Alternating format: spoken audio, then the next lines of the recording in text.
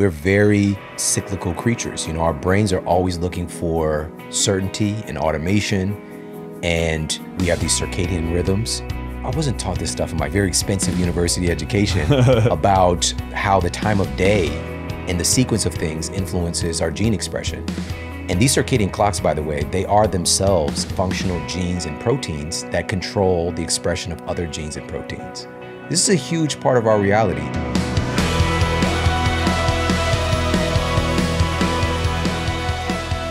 All right, so my guest on today's show was a guest of mine like 8 years ago.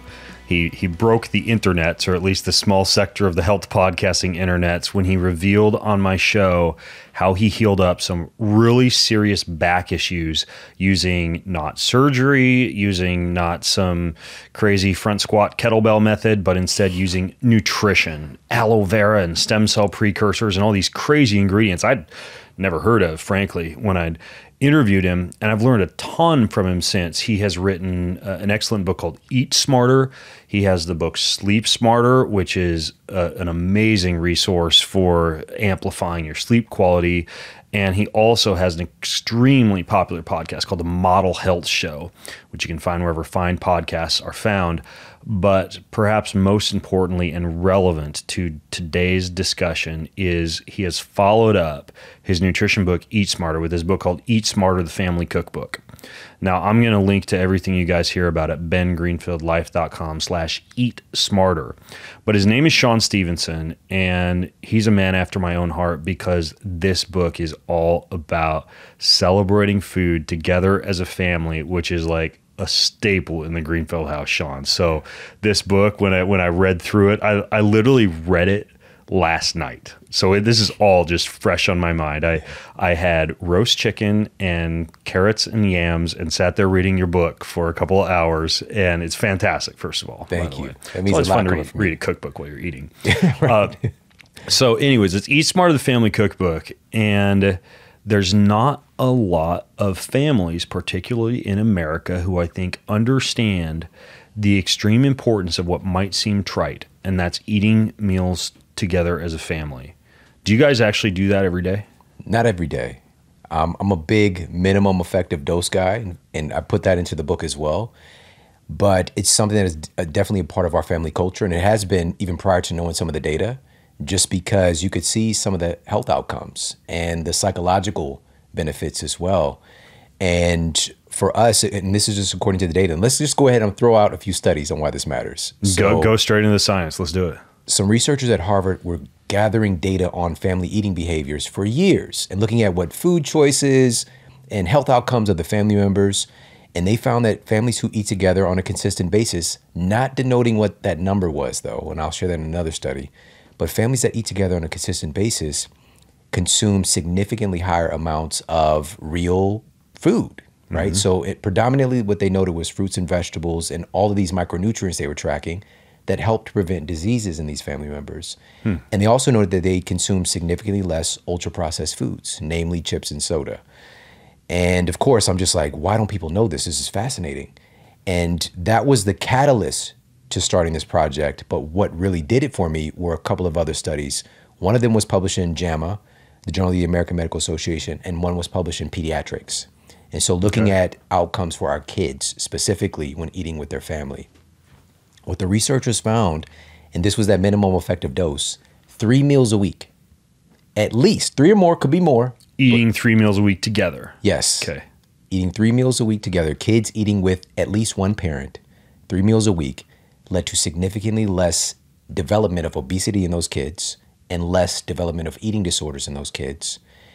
And then tie that in with, and this was what hit me the hardest, and I was like, I have to talk about this. Because even with that data, I'm just like, okay, does that apply? What if, you know, you're in a low income environment? What if you don't have good food quality? Like, does all that stuff matter? And one of the most fascinating studies was tracking minority kids, generally in the construct of a low income environment, which is where I come from. And they found that eating together with the kids, it could be any meal, breakfast, lunch, or dinner, 4 meals a week. These children ate significantly higher amounts of fruits and vegetables. It was 5 servings of fruits and vegetables each day, at least 5 days a week, and significantly less ultra-processed foods, chips and soda, specifically they named. But here's what they noted as well. When the TV was never or rarely on, there was some protective mechanism happening. The TV? There was some protective mechanism happening when people were eating together with their kids. And we're going to talk about, of course, today, the behind the scenes, like why is it leading to these beneficial health outcomes? But there's this huge shift that's happening in our culture right now where we're moving away from that, you know, and I would put this on the endangered species list because according to those Harvard researchers, only about 30% of families eat together on a regular basis. Now, defining what that regular basis is for them and their data, I don't know. But I would imagine it's 4 to 5 meals a week.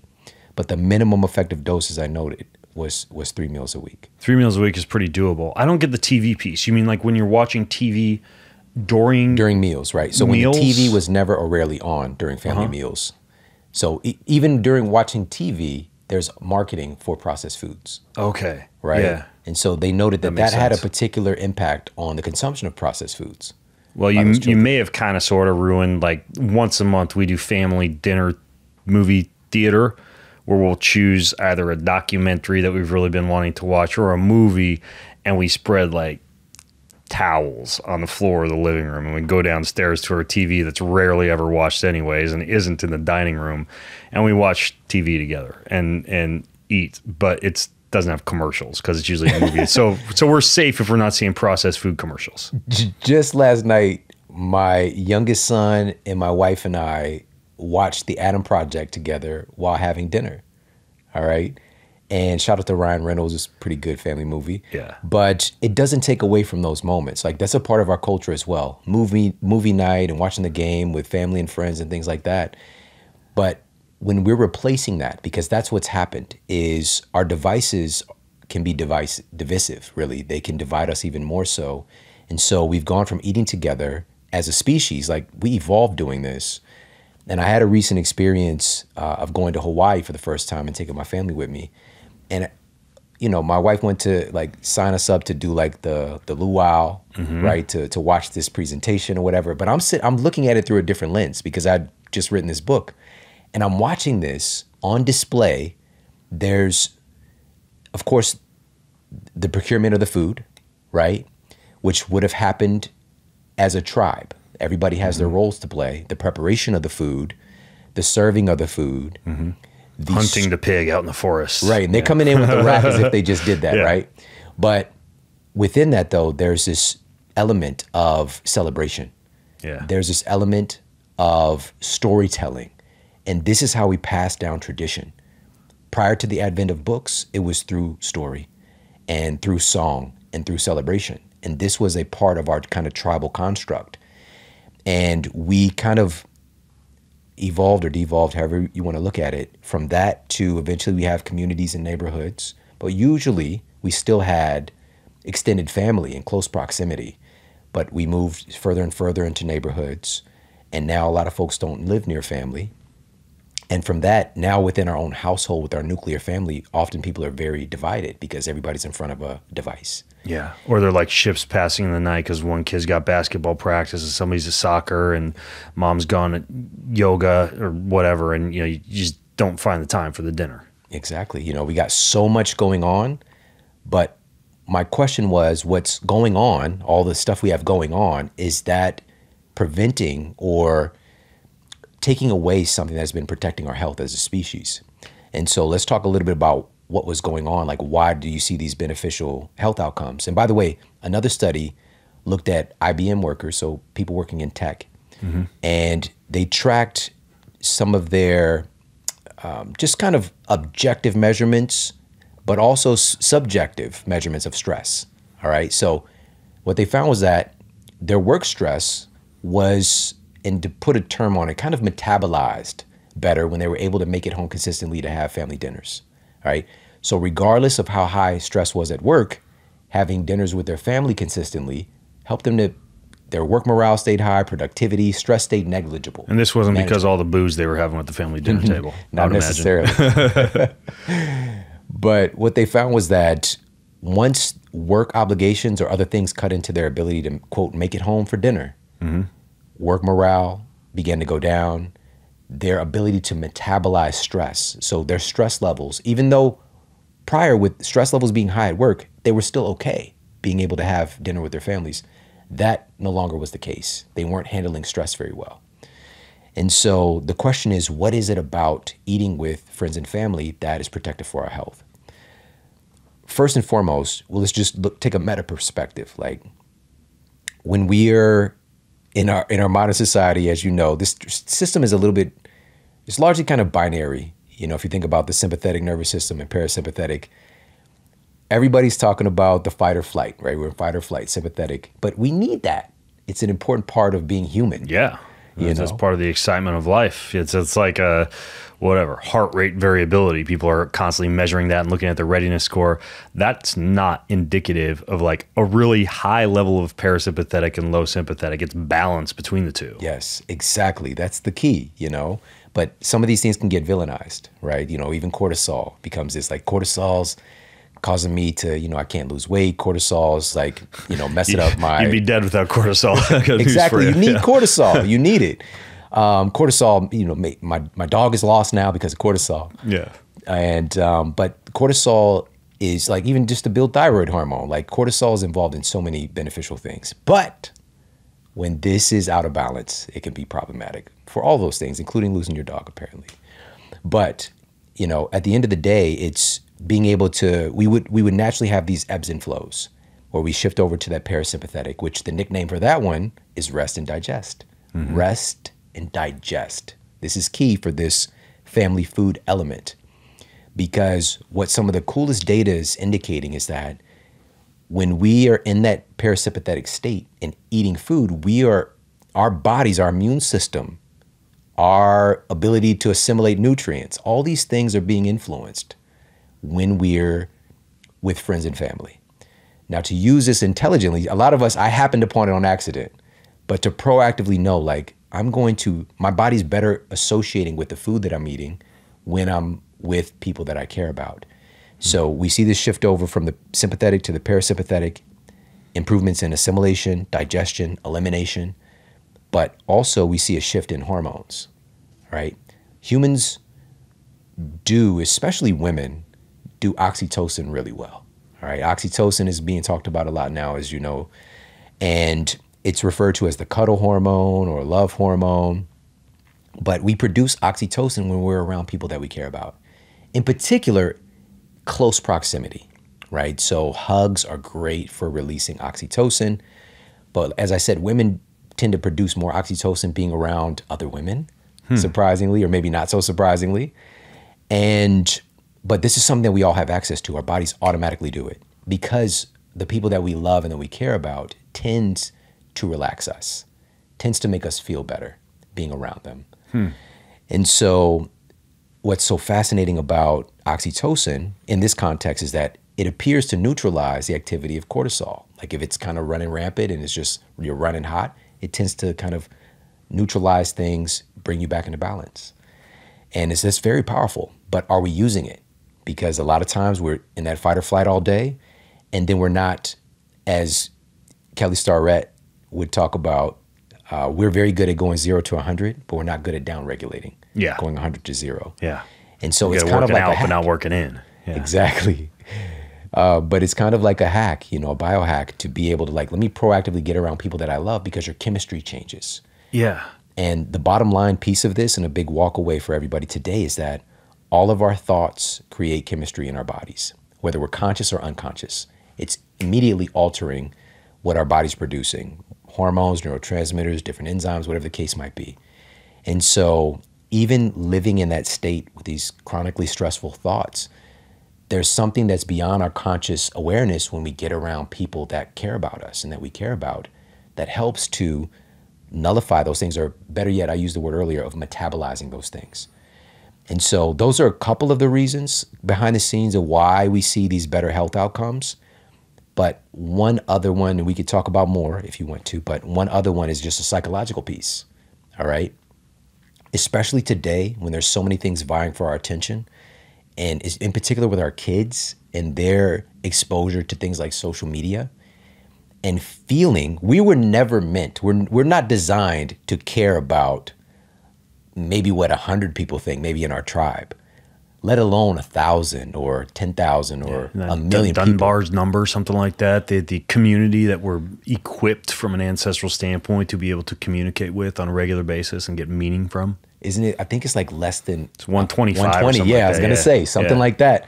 But then after that, things start going haywire. We start having problems. Saying I can't keep in touch with all 5,000 of my Facebook friends. Right. Yeah. When I accept that friend request because 49999 happened because I pissed somebody off, so I got to refill the bucket with the extra one. Even with that, just we don't really even know a lot of these people, but we care so much about, you know, it's just like our system, we're not really hardwired to be able to deal with that. And so with that being said, also the ability to watch everybody else's highlights, basically, because 99% of people are not posting how shitty their life is. Yeah. All right. How bad their hair looked that morning. All right. They're showing, you know, their highlights. Yeah. And we see that and we compare ourselves. It's just something we tend to do as a species. Because, you know, there's always this hierarchy thing that we've evolved with, but we're doing that. And what tends to happen, as you know, we see these dramatic increases in anxiety and depression and all manner of mental health struggles, in particular with younger populations, but it's with us as well. But feeling that you're inadequate is really the big thing. And one of our deep psychological human needs is significance, feeling like we matter, right? Whether that's going back to that tribal construct, we need to feel like we're contributing and we're matter and we're seen. And we'll do things to try to get that experience. Giving our children the opportunity to feel seen, getting real face time with them around the construct of a family meal is one of the most valuable things you can give them for their psychology. Oh, yeah. I got teenage boys, and it's pretty easy to get them to be a captive audience when there's food on the line. You know, they'll sit down to that for sure. You know, it's interesting because I have a confession, actually. It's not embarrassing, but it's vulnerable. I'm staying in Santa Monica right now, and I was out on a walk last night, and I walked past an ice cream store. I sometimes take my sons out for ice cream. We even do one-on-one date nights, mother, son, father, son. We go off. Sometimes we get different tables at the same restaurant, and we just have that one-on-one connection time that you don't get necessarily when you're a big group at the family table, but we often meet up for dessert afterwards, and 9 times out of 10 it's gelato or ice cream. So I walked past this ice cream store and I got all nostalgic, right? Because I'm traveling with my family. I thought, gosh, I want an ice cream cone. So I went in there and I ordered the cinnamon cookie dough pumpkin ice cream, and in a waffle cone with brownie bites on top of it. And it was a little bit anticlimactic as I sat there eating my ice cream cone by myself, because I wasn't with the people I loved, and I wasn't making jokes, and telling stupid dad puns to my kids, and I wasn't, giving my wife a hug as we waited in line for the ice cream. And it's very interesting because you can take these foods that are hedonistic or highly palatable or dopaminergic, the enjoyment of them remarkably decreases. And I don't know what you think about this, or if you've come across any studies in writing this book about this, but I would not be surprised if there's a different biochemical response as well, in terms of how high your blood sugar stays up, or how well you digest it, or even how impactful from a negative standpoint a so-called junk food like ice cream. Even though this was the good stuff, it was like natural dairy, vegan ice cream, whatever. But I wouldn't be surprised if there were even health risks that you would normally experience from a bad food that you might be at a lower risk of when you're enjoying it with other people.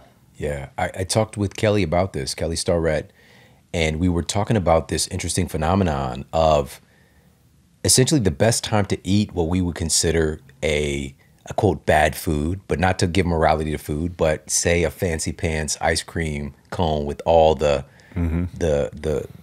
brownie bites, the chewy ones. They're really good. All the bells and whistles. And the best time to eat that is when you're happy, is when you're in a positive state, because you have all of this positive chemistry going on in your body that just helps your body to metabolize things and interact with things, not necessarily just better, but more intelligently and efficiently. And it's not on this hyper alert, versus this new phenomenon we have in our culture where we have a name for it, stress eating, right? So the worst time, just looking from the perspective of your body handling that food in an efficacious way, is when you're highly stressed and you don't feel good. But that's when we tend to do it. Oh yeah. Right. Just imagine you hear about email apnea, right? People holding their breaths and being in a stressed out state during emails. I'm guilty of this, eating lunch while I'm looking at emails, right? I know there's a different physiological response to that. Yeah. And also just you staring into that screen, especially a tiny screen like your phone, that is inherently going to be tuning up the volume on your sympathetic nervous system, because like you being hyper focused on a small space, you just got back from hunting. That's one of the things that, again, you have to have heightened senses. Your stress is going to be a little bit higher staring into that small space, because you've got to be able to make that decision. Every time you look at that backlit LED, your myopia kicks in, your senses are less tuned. Absolutely. Yeah. And so this is like putting our nervous system in a place that is not advantageous to interacting with that food. And also, here's something I thought about when you talked about that. Sometimes we have these food experiences, like having that ice cream cone with friends and family, and it is nostalgic, it's beautiful, and then sometimes we seek that behavior when the people aren't around, whether that's with marijuana, whether that's with alcohol, whether that's with, food. Like we have these experiences and we link it up, neurons that fire together, wire together, and then we'll look for that behavior, even though we're not getting that same, we're really looking for connection. Yeah. Right. And so a really important part of this whole food equation is awareness. Like, how do you feel? Like, what are you getting from this experience? And also finding the enjoyment, in particular, when we're with family and friends, it's so much more than just the food. Right. And so one of the cool things is like, you talked about this a little bit earlier in our conversation of your game nights, right? Family game nights. And it's just like family game nights during dinner. We played almost, just to clarify, almost every family dinner we have, besides the ones that are typically about once a week where we want to have a family discussion, we want to talk about something, we want a chance for our sons to discuss whatever. Most recently it was to set aside some time to process this recent conflict that's going on in Palestine and Israel, and for our sons to ask questions, for us to talk about it, because these are conversations that don't organically happen during the day that you need to make space for at some point. But besides that, about once a week, almost every night, and all of our games are covered in food particles and oils and crumbs and bread and whatever. You can almost eat off of our game cards. But we play games during dinner because it's fantastic and it's fun, and we talk in between, but we have a giant closet, 100 games, and we bust them out almost every night. My sons often go down, they'll pick 3 out, and then we decide amongst the 3 that we're going to play. And it's a wonderful way to celebrate food together while you're playing games. Yeah. What you're doing with that proactively is you're creating different levels or different inputs of reward. It's not just the food, right? And so you're tying this to something. And part of the struggle today is that, especially with the advent of all these ultra processed foods, which we got to come back and talk about, what does the state actually look like with that? There's a lot of brilliant food scientists who are creating these products to target those pathways and to make us continuously, they're not looking for one-time customers. They're wanting people to be addicted to their foods. And so we can't just pull that food away and say, eat this broccoli or eat this liver. It has to be replaced with something of equal or greater value, ideally, if you want to see long-term change. And so this is where eating with people that you care about, friends and family, comes into play, because yes, we can eat, but we tend to eat better when we're with family and friends because of this. And I didn't mention this earlier. When you know that family dinners are Monday, Wednesday, and Thursday, subconsciously you're going to be planning. Like, okay, what are we going to eat? We know that I'm eating those days. What are we going to eat? And we tend to have an idea of what that meal looks like a square meal in our culture, right? But when we purposefully implement cultural pieces around that meal, it makes it even more desirable and attractive. So our family and friends and our kids look forward to it. That's the key. It's not like, oh shit, I gotta eat this, Cobb salad or, whatever with my family, right, and not eat McDonald's. Raw liver with salt on it. So it's a long story short, I should have called you up to have the ice cream cone with me. And that would have solved these issues. Next time, tonight, I'll ring you. So how's it go down at the Stevenson's house? Like when you're having a family dinner, what's the actual scenario look like? Do you guys all meet up at the kitchen at a specific time? Do you do something special that's predictable each night of the week? Do the kids pitch in to cook? Like, describe to me how it actually looks. All right. We definitely have certain preferences. All right. This is an important part, and I talk about this in the book as well. You know, knowing thyself and creating a kitchen culture that you feel good about. Because there isn't a cookie cutter way to do this. And so I'm generally like the morning guy. I make a lot of like the breakfast stuff, make my wife's coffee for her, those kind of things. I'm in the kitchen playing music. Don't tell my wife you make your coffee for your wife. She calls me a barista. She's very particular. Garçon, you know, she calls me garçon. And so, yeah, but I know the vibe that I like. And so I'm putting on music. And actually, Apple just sent me my top 10, whatever I listened to this past year. You know, it's like a lot of like vibey, singing, kind of whatever. And my youngest son actually came over to me yesterday. He's 12. And I'm just like, it was one of the coolest compliments. He was like, Dad, you have a beautiful singing voice. I'm just like, oh, damn, you noticed? I wasn't really paying attention. He was paying attention. But anyways, I'm in just, how would he know that? It's because I'm in the kitchen singing and dancing around or whatever, getting my vibe going. And sometimes they might not like it if I'm, you know, bumping Jodeci or whatever it is, or John Mayer or whatever it is that day. And they might be wanting to do something else, or maybe they want quiet. I don't know. But if you want this food, this is the kitchen culture that I like. But towards the end of the day, 9 times out of 10, my wife is the one making dinner. And she doesn't like people being in the kitchen with her. Oh. All right. That's her solace. All right. Usually. Interesting. For her, she will either talk to her mom or her sister, right? And prepare food, or she'll put on some, dare I say, trashy show that she normally wouldn't watch, or she knows I'm not going to watch with her, you know, Real Housewives or something. No disrespect if there's any housewives listening. But she'll put that on, and like, that's just the vibe that she likes. Now, we have purposefully, of course, implemented times where we invite the boys in, and and my daughter as well, who's my oldest, to learn some different skills, to be included in certain things. But that's what I was wondering, like when your kids actually learn how to cook, if there's a certain time of day when they're helping pitch in. Yeah. We've just kind of like put aside like certain days when that happens, right? Okay. Or like she just, you know, during this time of year, just got a bunch of stuff to like make Christmas cookies or whatever. Like my son will make it with her, right? My youngest son. And so all my kids know how to cook, all right? So my youngest son has been preparing, you know, he could whip up some eggs and things like that when he was maybe like 6 or 7. And it's just been adding things along the way. And so also the thing is, when kids are really young, they want to be there.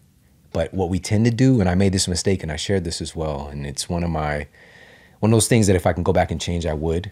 But because of our busyness, when the kids ask to help, it's just like, you know, not today, bud. You know, I said it takes 3 times longer to make a steak when like a 10-year-old boy wants to help you exactly. do it. Especially if you're trying to be efficient with the schedule, you got stuff to do. But eventually I caught myself, and I'm just like, I started exercising that yes muscle big time.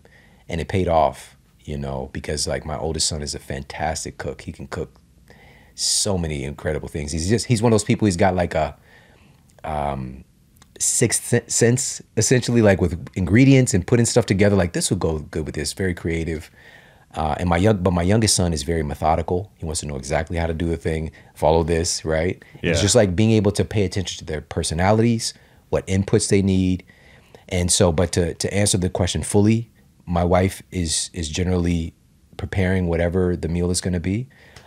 Something probably delicious from the Smarter Family Cookbook. And, you know, me and the boys are usually just hanging out doing something. You know, we might be gaming, we might be playing pool, we might be doing our respective things. You know, I might be reading a book, my son might be talking to his friends, whatever the case might be. But we come together, we all sit down, and the first thing that we do is we go around the table and everybody shares 3 things that they're grateful for from that day. And we've been doing that for years and years. And a couple of times we've subbed in different things, like, you know, what did you fail at today? And we've shared that kind of stuff too. And what it does is it's a unifier, because sometimes we haven't talked to each other all day and we're in different vibes. And so it's like opening up that proactive communication, get the kids talking, that kind of thing, seeing where their head is at. And one of the biggest benefits of eating together with your kids is you get to keep your finger on the pulse of their livelihood. So much of our communication is nonverbal, as you know. And so being able to pick up on those subtle cues, you know, to catch things early before it festers into a big monster. And, you know, I've seen it firsthand when we've moved away from having our consistent family dinners and shit happening. Like things that we weren't able to really pay attention to. And we might do all this other stuff together. But it's that family dinner and that kind of connection, because the dinner table is a unifier that you can miss on certain things. Yeah, such a unifier, in fact, that we are careful when we are looking at sports and activities and excursions and extracurriculars for our sons at how many nights of the week are going to be full. Like right now, they have a Wednesday night youth group, and then like a couple times a month, they've got a Thursday night speech and debate. Most other evenings, they are home because we value that family time that bookends the day with our family huddle at the beginning in the morning. We all meet at 7:30 a.m. in the family living room. We do meditation, we do prayer, we devotions. We talk about what everybody's doing that day. And then, related to my question to you about who's cooking what, we actually do dinner time assignments in the morning. Like, hey, River, you're going to do carrot fries, and Dad's going to go pull the chicken from the freezer. So that's going to be ready for Mom to spice it and put it in the oven at 6:30. And I'm going to take care of setting the table and doing beverages. And then Taryn, you're going to like slice and toast the sourdough bread. So in the morning, like everybody knows what they need to have ready at 7 p.m. Like that's usually our actual time. Common thread, though, that's interesting that you guys have the gratitude discussions or the what failures did you have type of discussion, or a systematic, planned, predictable conversation opener. We do a very similar thing. So my sons and I, we go through a book. About every 2 weeks, I take them through a book. And we reserve, when we all meet in the kitchen at 7, the first thing we do is we have a 10-minute discussion about the book. What'd you learn from this chapter? I share what I learned. They share what they've learned. Mom just kind of sits in and listens because she doesn't like to read, but she learns as we talk about it. Then I play a song on the guitar. Then we sit down to play games. But it's systematic. It's planned. And I don't know what you think about this, but I think kids thrive on some element of predictability. We all do. Yeah. We all do. We're very cyclical creatures. You know, our brains are always looking for certainty and automation. And we have these circadian rhythms, you know, and one of the most interesting, I wasn't taught this stuff in my university, my very expensive university education, about how the time of day and the sequence of things influences our gene expression. And these circadian clocks, by the way, they are themselves functional genes and proteins that control the expression of other genes and proteins. This is a huge part of our reality, and our bodies are synced up to the 24-hour solar day. You know, and it's constantly, our bodies are trying to find out what time it is and what to do at this time.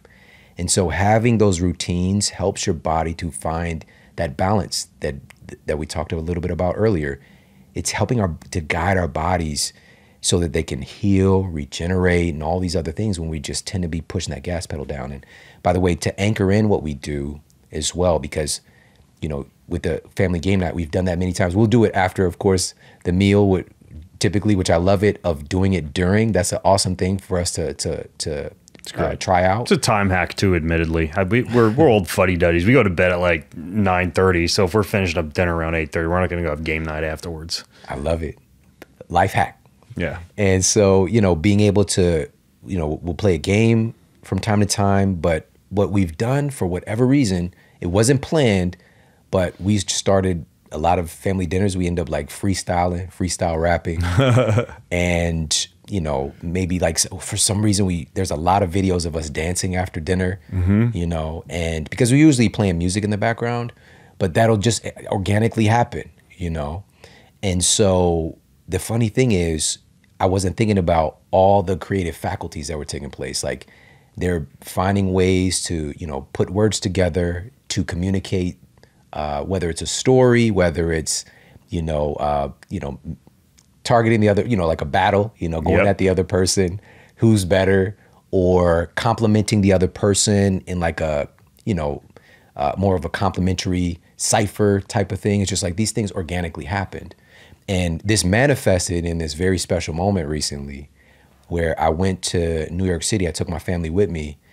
When the book came out, actually, I went to do Good Morning America, and even more fun by far was going on this show called Sway in the Morning, or Sway's Universe.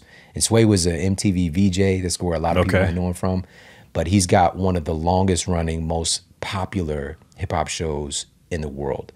At SiriusXM headquarters, Howard Stern had his domain of the place, and then Sway had his, right? Sway's a pretty big deal. Like the week before, LL Cool J was there, you know, Missy Elliott sat in that seat, Kanye West, you name it. And I'm sitting there. There you are with your family dinner book. Right. But it's because, you know, one of his co-hosts listens to my show, and, you know, she's been following me for a while, and it's a big part of what he's trying to do as well. Give these artists a chance to speak freely, but also to empower people. And so that's what I came there for, you know, and so it was phenomenal. Like the room was buzzing. It was amazing. But when the artists come on there, you know, these different hip hop artists, they do a freestyle at the end of the show. I didn't come there for that shit, all right? And he wasn't, you were ready. And Sway did not. He did not plan on that either. But it was my oldest son, when he met Sway, he literally like whispered in his ear, my dad can freestyle. And I had no idea this was, I thought the interview was over. I'm just sitting back like, man, that was amazing, right? And but the music is coming on, and Sway is getting hype, and it's just like, what? And you can see my face on the video as well. I'm like, what is going on here?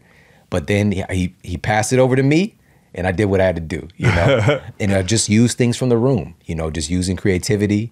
But my family co-created that moment, right? And the room was just flipping out, because I'm not an artist in that construct. And so to see me perform like that, they couldn't believe it, right? Oh man, you would have put me on the spot. I would have just said something like wiki, wiki, wiki. Next question. You know, it's interesting you talk about that, because I feel the same thing about like games, for example, conflict resolution, rhetoric, you know, math, strategic planning, logic. Like there's a lot that goes into so-called game theory. And these are lessons that you learn while gathered around food, celebrating food.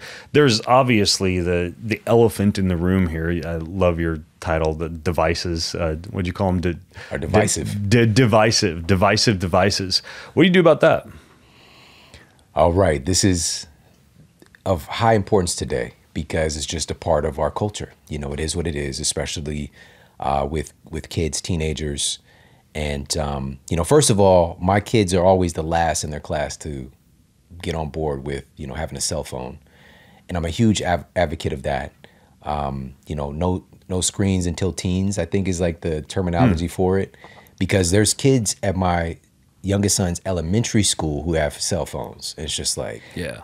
But anyways, that's a whole other Every piece of this. 8-year-old needs a cell phone. Right. You know, they all gotta those phone calls. stay in touch. Yeah.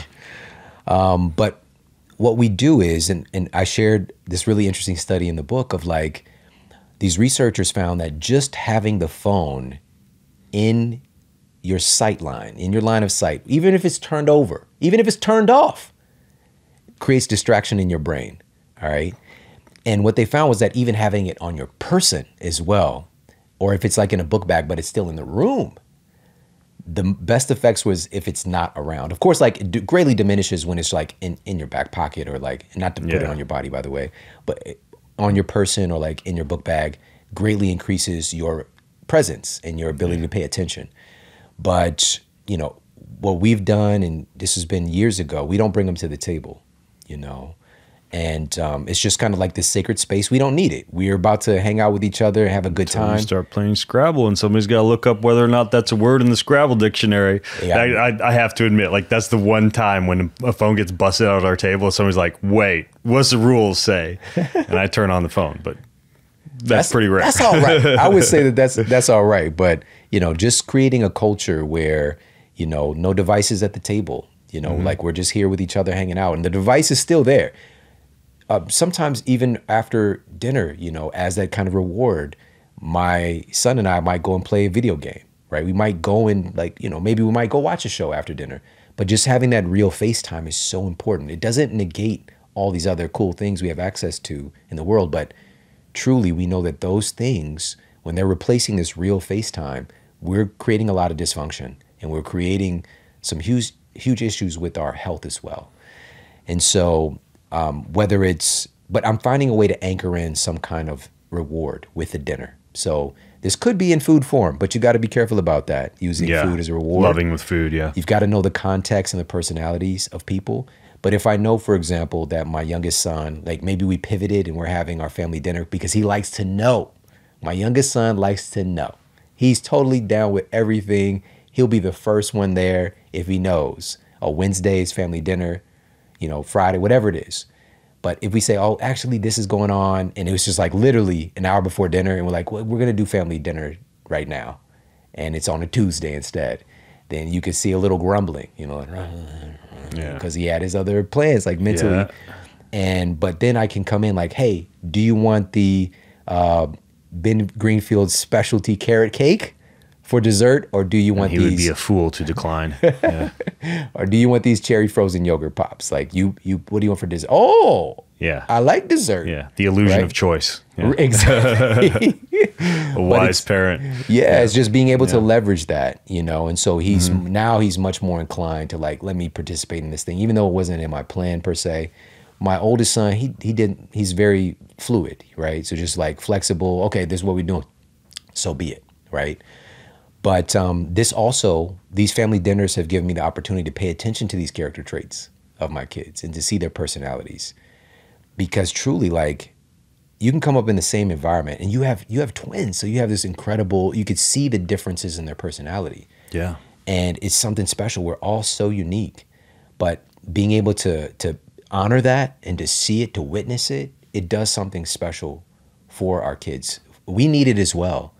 And another thing that I've seen is like in particular with my youngest son, he has his deep sense of compassion for me. Like he knows when I'm not good, and he'll come over and hug me and just like, it's like, how the hell do you know? Like part of these family dinners has been, if we're sharing what we failed at, for example, they realize like dad's not invincible. He's not superhuman, because that's what I can sometimes portray, thinking from their perspective, that I don't get hurt, that I can handle anything. And I do have that, like I feel that in my personality. Like I do feel like I can do whatever needs to be done, but that does not mean that I don't suffer. That does not mean that things aren't hard for me. And so to share that, to be open with them has humanized me and has created a stronger vehicle for not just their compassion for me, but for other people. And just had, the parent-teacher conference with my youngest son, and this was interesting. It's a different type of school. It's definitely more student-focused. And the 3 teachers he has for middle school, he's in 6th grade, they all sit together and share together. And each one is going around, they're just echoing. Literally, you get to the next guy, they're just like, I'm just going to echo what he said. Braden is a light in our room. He is an anchor. He brings a sense of peace and calmness. I can always count on Braden, right? And it's just like, oh, they're just going around. And also, Braden is always there to help other people as well, make new students feel welcome. Like, I didn't ask my kid to do none of that stuff. Yeah. He's just inclined because he wants everybody to feel like they matter. But here's the cool thing. He wrote an essay on like what he feels is his greatest character trait. And he shared that he makes it intentional to make sure people feel included, and so that he wants people to be happy. And that worried me as I was reading at first, because it's like, is he looking at people pleasing from that lens? But he shared within that, but he's like, but I've got to make sure that I'm happy first. Yeah. And I was like, oh, damn. Yeah. Look out, you got a young psychologist on your hands, young future psychologist. Look out, Sigmund Freud. That phone study, by the way, you mentioned, I saw that one, and you don't know how many times I've had a waiter or a waitress at a restaurant come up to me and be like, sir, you dropped your phone, because I always put it underneath my chair when I'm at a restaurant now, because I know that. And they always pick it up and put it on the table. I'm like, just put that back down. That's where I need it to be. The ultra processed foods that you brought up, it's obviously a problem. I don't think that's a secret. But do you have a method of dealing with that at your house when somehow the colorful, crinkly, package winds up in the pantry, and And you need to navigate what you're going to do about that with your kids or at the dinner table or whatever else. Like, how do you deal with that without creating, I don't know, like fear of food or orthorexia or something like that? Yeah, such a good question. And by the way, just a quick snapshot of what is the current state of affairs here in the United States. So the BMJ published an analysis looking at adult Americans. British Medical Journal? Yeah, the BMJ, British Medical Journal, one of our top 5 dead or alive. That's a wrap. I got scenario. it. You're freestyling. Okay. Yeah. Okay. So top 5 medical journal. Wiki. And they uncovered that about 60% of the average American adult's diet is now made of ultra processed, really fake food, really, if you want to just call it what it is. So what is ultra processed food? Let's just clarify that. Humans have been processing food for a long time. Processing food isn't the issue. When you cook a food, you're processing the food. Yeah. Mortar and pestle, there's lots of ways you can doing process. That forever. All right. And also, simple processing, right? So what we call minimally processing, pressing the oil out of olives or coconuts, making tomato sauce or spaghetti sauce with tomatoes and spices and things like that. But you could still tell where it came from. There's still proximity to something real. Ultra processed foods, on the other hand, or when you have a field of wheat that somehow, some way becomes a bowl of Frosted Flakes or Pop-Tarts, or, a field of corn becoming, the ingredient for, soda, or I got to have my Pops cereal. Yeah. Right? I've never found any corn in my soda. Corn syrup. There is actually, never mind. I mean, kernels. I was at my friend's house for his birthday, Lewis Howe's, and they had corn ice cream, popsicles. So there was some chefs came in from Hawaii. I don't know if they're doing that in Hawaii for real, but it was like corn flavored, or it was actual corn popsicles. I'd try it. Yeah. That's the thing about you, Ben, that I respect. You'll do it at least once. As good as carrot cake, but I'd try it. And so, this is the current state of affairs where most of our food as adults is ultra processed foods. And so, not to mention all of these newly invented synthetic additives, preservatives and chemical food dyes. And, many of these compounds now, just as each week or day goes by, are being found to have carcinogens, carcinogenic properties, or obesogens is this new kind of category that's being talked about. But these are obesity causing agents or cancer causing agents, one of them being glyphosate, for example. The WHO has classified it as a group 2A carcinogen, which is probable cancer causing agent in humans, not definitive, but that's concerning. And that's used to treat a lot of the grain products. And another one, the Environmental Working Group did an analysis of the most popular grain products on U.S. store shelves and found that 80 to 90% are contaminated with glyphosate. And, again, this is what we see with these ultra processed foods. With that being said, with our children, and this is the first major book to share this study that was published in JAMA, Journal of the American Medical Association. They tracked ultra processed food consumption by U.S. children for 20 years.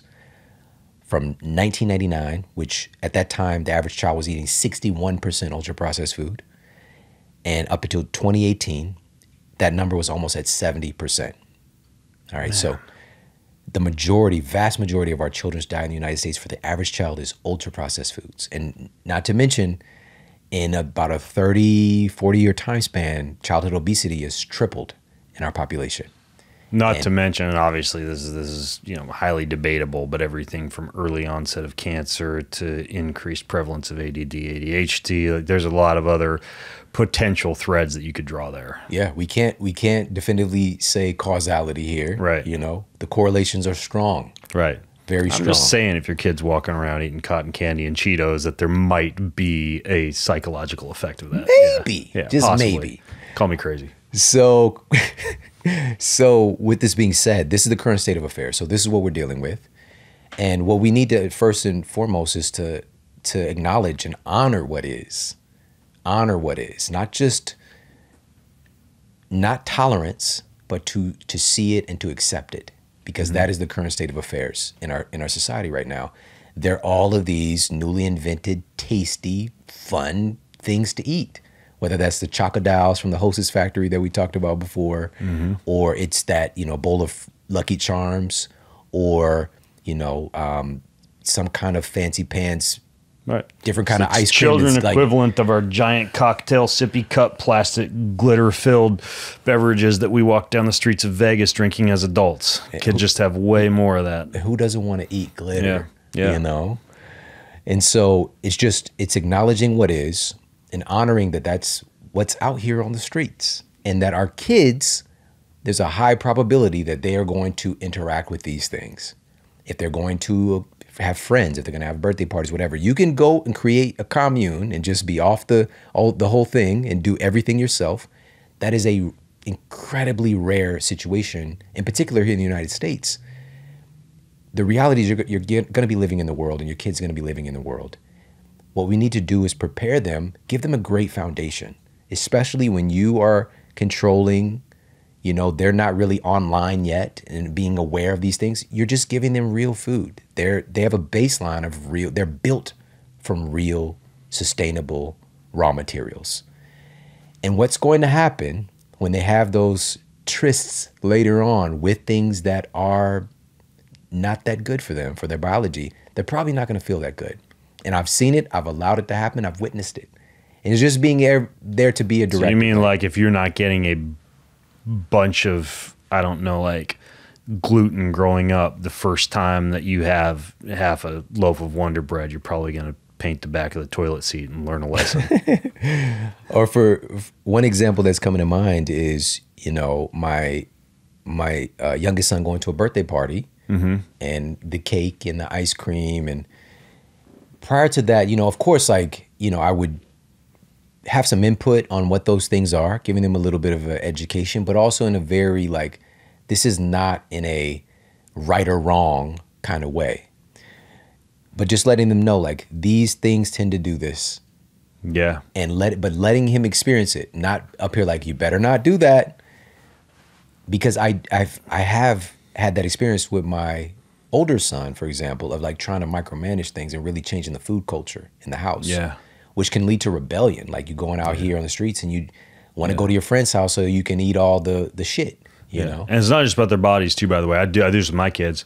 What's it do to the planet, right? What do CAFO feedlots do to animals? There's a lot more than just your body, right? Like what are we doing as far as soil depletion with monocropping of agriculture? And, how are we actually treating the planet Earth? How are we treating animals, and how are we treating our bodies? But sometimes it's not just about what it does to your biology. I mean, there's bigger implications than that, or at least significant implications. Yeah, absolutely. Yeah, you can, and this also knowing your child, what leverage points to utilize. But rather than even with the birthday party thing, which, he didn't feel that well afterwards, whatever. But I got an even closer example of this, where I was speaking at an event in Mexico, and it was awesome. It was the family got to come along. It was a week-long thing. But every night, him and his older brother would go and get churros and tacos or whatever it was. It was but they do this 11 p.m. at night, whatever. Although I would have been along for the ride if they were getting those Mexican coconut popsicles. These are pretty right, good. Yeah. But, so they were doing this for, we'll just say 5 days. And on the day that we're going back, they had done it the night before, and we got up for an early flight. My youngest son was on this 5-hour flight, miserable. Sucks on an airplane. I'm talking I looked at his face, I couldn't even look at him.